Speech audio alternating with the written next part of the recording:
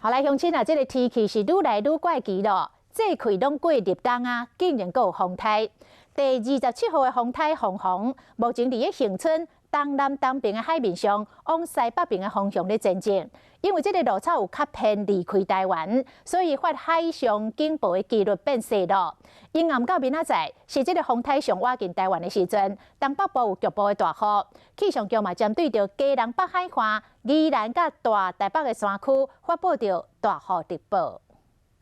对位吹云图看到凤凰风台就伫台湾的厝门口，不过真幸运被击败，而且路径往东修正。发海警的几率降低。从昨晚上到现在啊，它其实整个移动的方向比原本我们的预估稍微偏东一些，而且目前我们所看到的全世界各个模式对它的未来路径的模拟，也是比昨天以及前天看到稍微又偏东一些。所以说，目前我们并没有对台风发布海上台风警报。拜四延南到拜五是凤凰风台离台湾上近的时阵，但刷来因为环境不利，强度开始减弱，风向也可以偏向北，但是东北部地区也是爱减风大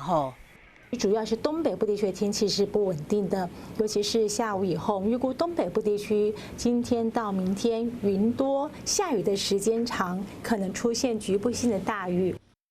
目前气象局针对基隆北海岸、宜兰地区甲大台北山区发布大雨特报，受风台外围环流影响，有陆续强风特报。11月一共5风台，今年嘛加做28冬来11月上侪风台的记录。